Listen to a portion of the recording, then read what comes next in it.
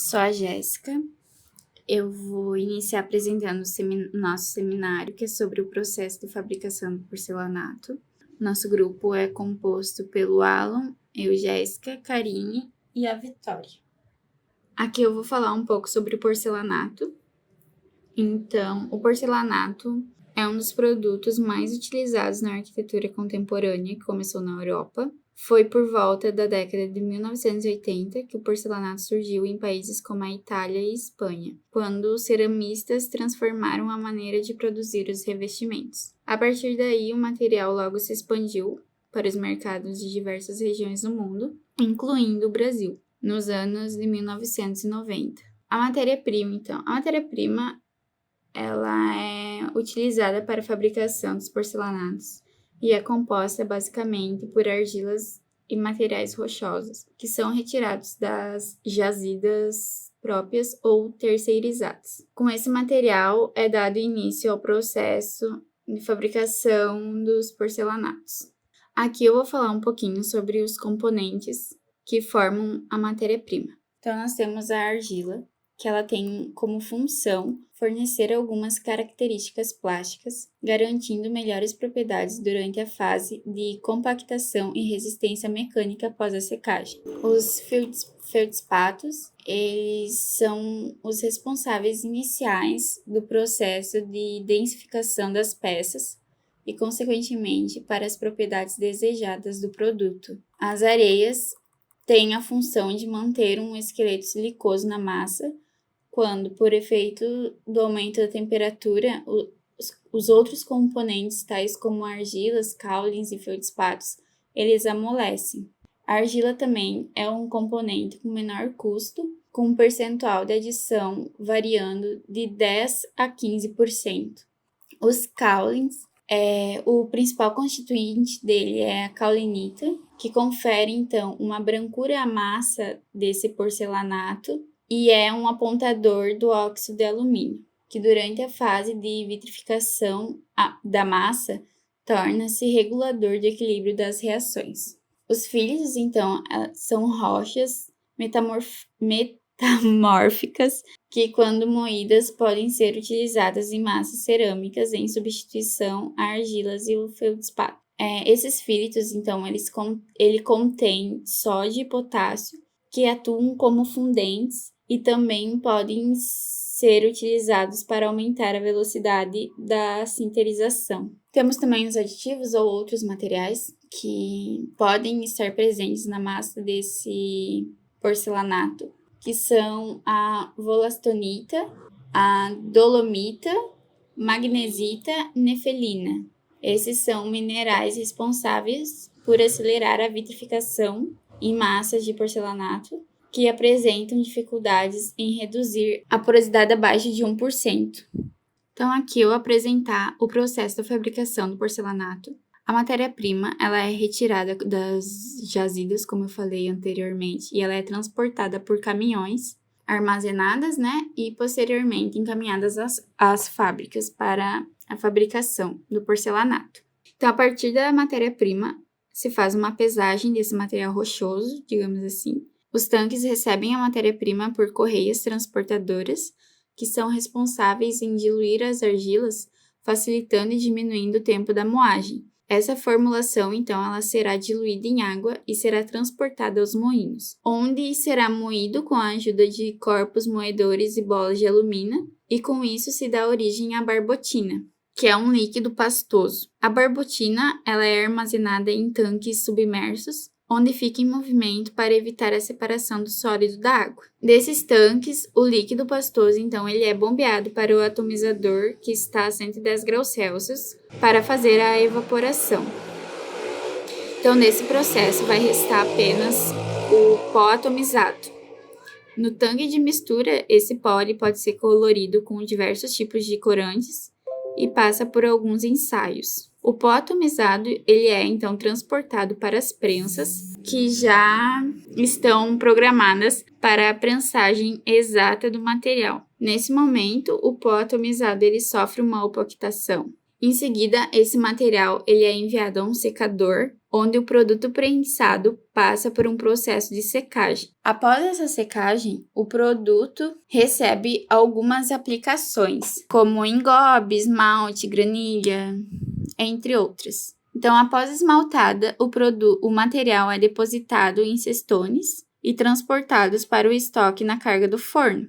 Ele é transportado através de carros transportadores, que eles chamam de TGV. Então, nesses fornos, o produto atinge a sua forma e são aquecidos em torno de 1.200 graus Celsius para sua sinterização, ou seja, para uma transformação química do material. Após essa queima, o produto ele passa então por uma classificação, onde ele vai ser separado por materiais extras, o comercial e o refúgio. Após essa classificação, eles são armazenados em pancones e parte selecionada do produto vai para o polimento. E é no polimento que o produto vai ser retificado e polido. Após isso, ele passa pelo controle de qualidade, onde será retirada uma amostra para se fazer os devidos testes. Com isso, ele vai passar para a expedição e será embalado e estocados. Começando a falar agora sobre os resíduos gerados na fabricação do porcelanato. Nas últimas décadas, as considerações ambientais começaram a ter um papel prioritário na maioria dos países, havendo maior preocupação em tratar, reduzir ou reaproveitar os resíduos gerados. Atualmente, há uma grande preocupação por parte das indústrias, de todos os setores, com a disposição dos resíduos gerados ao longo do processo produtivo. O porcelanato polido é o mais produzido comercialmente, possui importantes características estéticas. O produto requer uma etapa final de polimento, a fim de retirar defeitos e dar brilho à superfície do material. Porém, esse processo gera uma grande quantidade de resíduo. Esse resíduo é constituído pela mistura do material cerâmico oriundo do polimento em junção com material abrasivo, geralmente composto por partículas de silício aglomeradas por cimentos à base de cloretos magnesianos, desprendido durante o processo, evidenciando seu potencial como matéria-prima para a cerâmica alternativa. O resíduo de polimento de porcelanato pode ser utilizado na fabricação de blocos e ou tijolos cerâmicos como aditivo à matéria-prima original, dando a diminuição do uso da mesma e melhorando as propriedades mecânicas do produto final em comparação com o produto convencional. A adição do resíduo do polimento de porcelanato como aditivo à matéria-prima original aos blocos cerâmicos altera a retração linear da queima, a absorção de água, a porosidade e a densidade. Boa tarde. Agora a gente vai falar um pouquinho sobre a cerâmica branca. A indústria cerâmica, em geral, tem uma participação estimada em 1% do PIB do Brasil. A cerâmica branca compreende os produtos obtidos a partir de uma massa de coloração branca, em geral recobertos por uma camada vítrea, transparente e incolor. É um grupo bastante diversificado.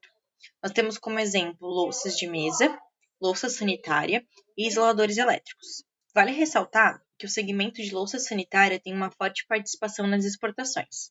A matéria-prima que constitui não só a cerâmica branca, mas em geral todas as cerâmicas, são as argilas. A argila é um material natural, terroso e fino, que ao ser misturado com a água, ela adquire uma plasticidade e pode ser moldado de acordo com o produto pretendido. A argila misturada a outras matérias-primas, aditivos e água formam as massas ou pastas cerâmicas, cada qual com características específicas, como os antiplásticos, por exemplo, que reduzem o encolhimento das argilas quando secam, ou os fundentes, que abaixam a temperatura de vitrificação da massa. Para as cerâmicas brancas, a gente tem, por exemplo, como matéria-prima de pisos e revestimentos, as argilas, o feldspato. O feldspato, ele é uma importante família de minerais, constituintes de rochas que formam cerca de 60% da crosta terrestre. Quartzo e óxidos de ferro. Nós temos a parte de matéria-prima de isolantes elétricos, argilas, feldspato, quartzo e óxidos de ferro. Na parte de louças de mesa, argilas, caulin e feldspato. E nas louças sanitárias também, argilas, caulin e feldspato. As argilas que são citadas são quase isentas de óxido de ferro.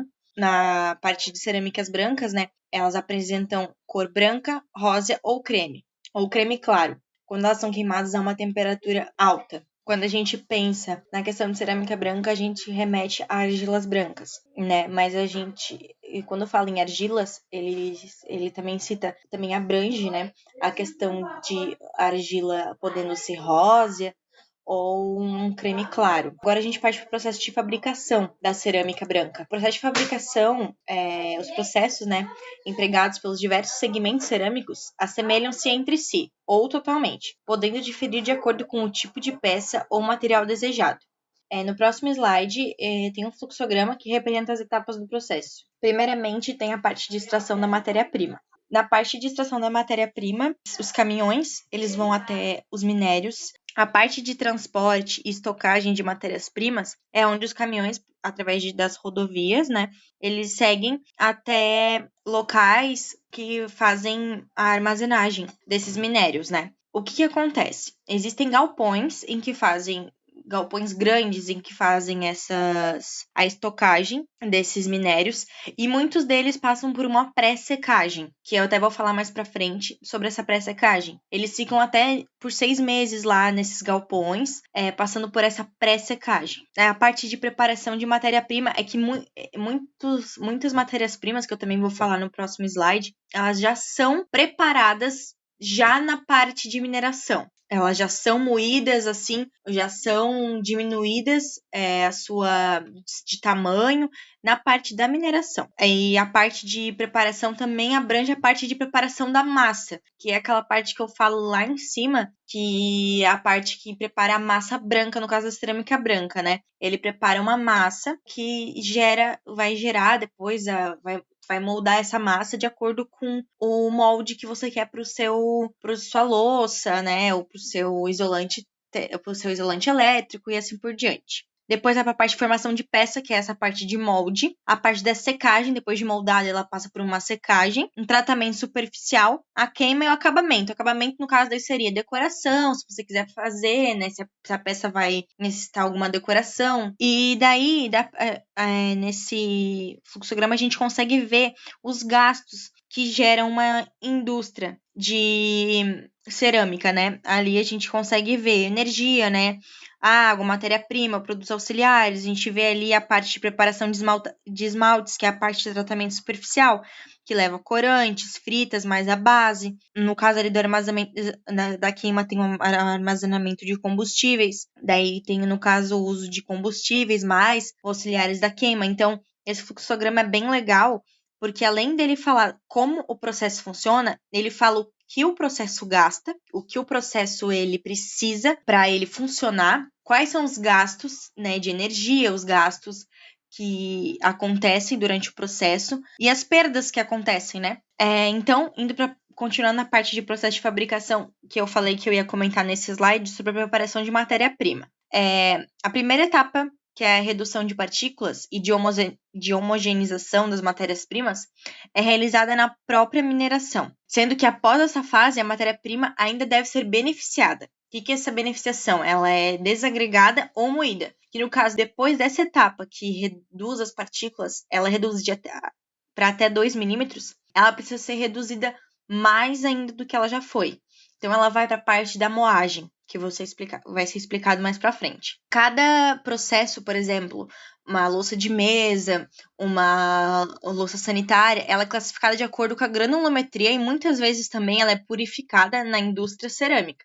Então, cada processo, ele leva uma granulometria específica. Dependendo de suas características e do seu grau de processamento, eles podem permanecer estocadas em pátios a céu aberto, que foi o que eu falei lá em cima na questão da matéria-prima. Elas vêm através dos caminhões e elas ficam estocadas nesses galpões por muitas vezes por cerca de 6 meses, para fazer essa pré-secagem, que é também chamado. Durante esse tempo de 6 meses, ocorre a decomposição da matéria orgânica, presente na camada de solo, tornando a matéria-prima mais pura e homogênea para a entrada no processo. Depois disso, elas são transferidas as matérias-primas através de gruas, correias, transportadoras, elevadores de cubeta, ou transportadores pneumáticos, ou até esteiras, elas podem ser transferidas de diversas formas. E isso vai depender de acordo com as características do material, como a granulometria, resistência ao atrito e ao escoamento. E outros também fatores, quantidade, espaço disponível, temperatura e etc. Então, ela tem vários tipos de meios de transferir essa matéria-prima para a continuação do processo, no caso, para ser feita a parte da massa. Tem vários tipos de transporte. Isso vai depender de acordo com alguns fatores, né? Como granulometria e etc. Aqui eu especifico a preparação de matéria-prima, né? No caso de pisos e revestimentos por via seca. Por via seca e úmida, né? É utilizado a pré-secagem, que é aquela em que a matéria-prima ela fica nos galpões durante o período de 6 meses. E nos isoladores elétricos, louças sanitárias e de mesa, não é utilizado a pré-secagem. A preparação da massa. As massas ou pastas cerâmicas são constituídas a partir da composição de 2 ou mais matérias-primas, além de aditivos e água. A dosagem das matérias-primas e aditivos deve seguir com rigor as formulações de massas previamente estabelecidas. As matérias-primas devem ser adicionadas em porções controladas, bem misturadas e homogeneizadas, de modo a conseguir a uniformidade física e química da massa. A garantia da homogeneidade da composição da massa depende do peso seco de cada matéria-prima envolvida. É necessário que haja um controle de umidade dos componentes. Os diferentes tipos de massas, eles são preparados de acordo com a técnica a ser empregada para dar forma às peças. Existem algumas técnicas, como, por exemplo, suspensão, que é também chamado de barbotina, que é uma solução de argila para a obtenção de peças em moldes de gesso ou resinas porosas. Existe também um processo chamado massa seca, o tipo de massa, né? Seca ou semi-seca, que é uma forma sólida e granulada para obtenção de peças por prensagem. E também existe o tipo de massa plástica, constituída de um sólido maleável, para obtenção de peças por extrusão. Nesse slide eu também falo sobre como que é feita cada massa de cada cerâmica branca.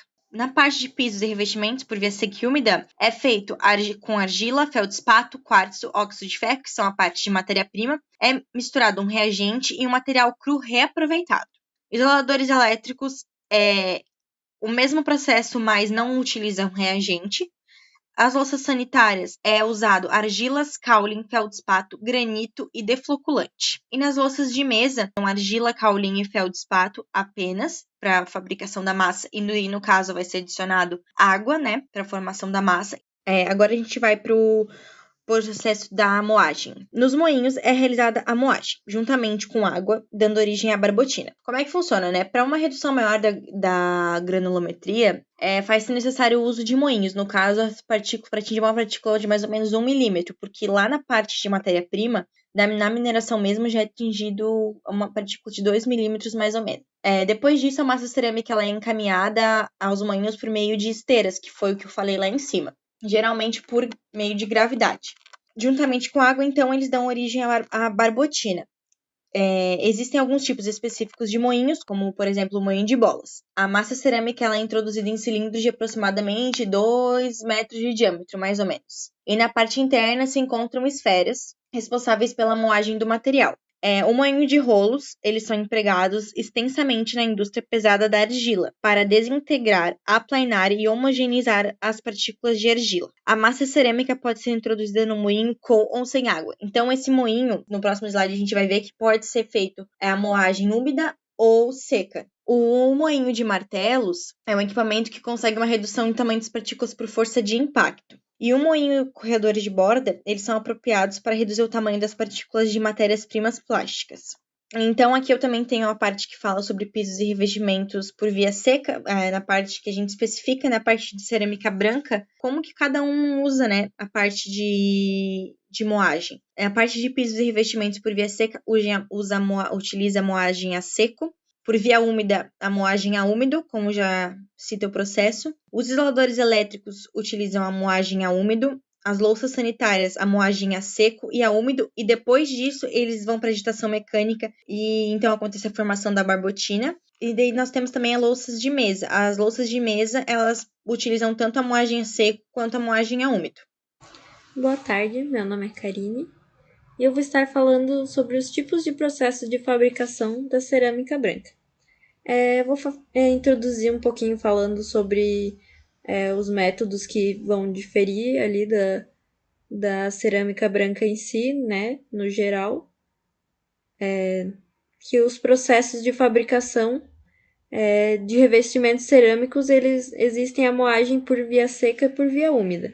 E basicamente o que vai mudar é que na via seca é uma massa de queima mais avermelhada, enquanto que na via úmida é uma massa preferencialmente clara, onde é adicionado a água, né, para homogeneizar melhor essas partículas. E aí no slide a seguir eu vou estar explicando sobre o fluxograma do processo completo de fabricação de louças sanitárias. E aí, como a gente pode ver, vou estar falando um pouquinho o que difere do processo tradicional da cerâmica branca. Em primeiro lugar, vem adicionado as matérias-primas plásticas, que aí, juntamente com o defloculante e a água, vai para um tanque de agitação mecânica, que passa depois em seguida por um peneiramento e depois para a separação magnética, que segue para um tanque de secagem da barbotina. E aí depois, na próxima etapa, primeiro é feito uma modelagem do molde, né? Que vai ser colocado essa barbotina dentro do molde. E aí, para o processo de modelagem, é feito um molde de gesso, que é moída as matérias-primas, aí depois é feita a matriz para poder fazer esse molde. Em seguida é feito o enchimento, depois é feito uma drenagem do excesso dessa barbotina, que vai seguir para uma remoção depois das peças do molde. Em seguida vai seguir para o acabamento, em seguida a secagem, e aí depois vai ser aplicado o esmalte, que o esmalte vai deixar aquela aparência mais vítrea. E aí também é feito a etapa de matéria-prima, dosagem, moagem ao úmido, peneiramento e estocagem desse esmalte, antes de seguir para essa peça. E aí depois que é feito, né, colocado o esmalte na peça, ele vai seguir para o forno para fazer a queima. Depois, em seguida, é desenformado e feito o controle de qualidade, né? A seleção. Que aí no controle de qualidade eles vão estar selecionando as peças que vão seguir para ser vendida, né? Para ser embalada e tudo mais. E as peças que tiverem com defeito, elas vão voltar lá para serem quebradas e voltar para poderem ser reutilizadas esse material. Aí, em seguida, a gente pode estar complementando que o processo dos demais produtos de cerâmica branca, né, por exemplo, materiais de porcelana doméstica e outras, o que muda basicamente são as matérias-primas, que são moídas a úmido, depois seguem para uma conformação por várias outras técnicas de colagem, extrusão e até tornearia. E nos processos cerâmicos que envolvem o manuseio das barbotinas, a colagem dos moldes, de gesso ou por pressão. E, a exemplo dos sanitários, a argila tem um papel fundamental no controle de determinadas características reológicas da suspensão, tais como defloculação e a velocidade de sedimentação. E aí eu vou falar um pouquinho qual que é a diferença das três classificações que existem de cerâmica branca.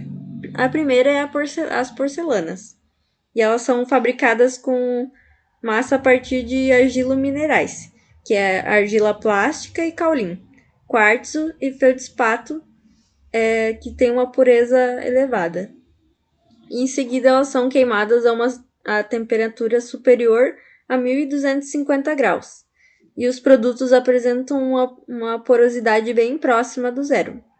Elas compreendem as porcelanas domésticas, as porcelanas elétricas, que, como pode ver nessa figura, são aqueles utilizados para os produtos eletrônicos, né? E até a porcelana técnica, que são aquelas porcelanas que a gente utiliza nos laboratórios, né? E também eu coloquei a figurinha que a gente pode citar também a porcelana usada nos os materiais odontológicos, né, para fazer os implantes e até aquelas facetas, né, que hoje em dia estão colocando as lentes de contato, né. É isso. Dentro das porcelanas são essas. Aí depois a segunda classificação é o GRES. Ele é feito a partir de matérias-primas um pouquinho menos puras. E pode ser incluído dentro dessas matérias-primas o granito, o pegmatito, o filito e como fundentes ao invés do feldspato puro. E os produtos são queimados por volta de 1250 graus. Eles apresentam uma absorção de água reduzida, geralmente entre 0,5% e 3%. E os principais produtos do GRE são os artigos sanitários. Aí depois temos também a faiança, que são compostos de massa são bem semelhantes ao GRES, mas pode incorporar fundentes carbonáticos, portadores dos minerais calcita e dolomita. As peças são fabricadas a uma temperatura inferior a 1250 graus e apresentam uma maior porosidade, que é maior do que 3%. Então, por isso que a resistência desses tipos de material cerâmico é bem menor. E os seus produtos são geralmente aparelhos de jantar, xícaras, canecas e peças mais de decoração mesmo, sem ter muito resistência mecânica, né? Falando agora um pouco sobre o controle de qualidade. O controle de qualidade é uma medida adotada nas organizações visando a melhoria e padronização de seus processos, assegurando a qualidade de seus produtos e serviços. Esta é uma etapa paralela a todo o processo de produção, que monitora todas as suas fases de fabricação, desde o controle da matéria-prima até o estoque do produto final. Para isso, são retiradas amostras de cada etapa que são inspecionadas para a obtenção de um controle estatístico da qualidade. Para melhores garantia da qualidade, tanto para os consumidores quanto aos produtores, existem órgãos nacionais e internacionais que regulam a qualidade nas empresas. Entre os principais exemplos estão as normas ISO 9000 e ISO 9001, que especificam as regras para a implementação da qualidade e certificam as empresas que as seguem. O controle de qualidade do porcelanato produzido afere sua regularidade dimensional, aspecto superficial, características mecânicas e características químicas. A análise dos aspectos dimensionais da peça é feita mediante sistemas automáticos. A aferição dos aspectos superficiais e das características mecânicas, tais como cor, trinca e empeno das peças, é feita visualmente por um técnico, e em função do defeito encontrado, o produto é codificado e classificado numa linha pelos embaladores. Depois de passar pelo controle da qualidade, o produto é embalado e colocado em pallets de madeira e armazenado. Posteriormente, o mesmo é distribuído para as empresas.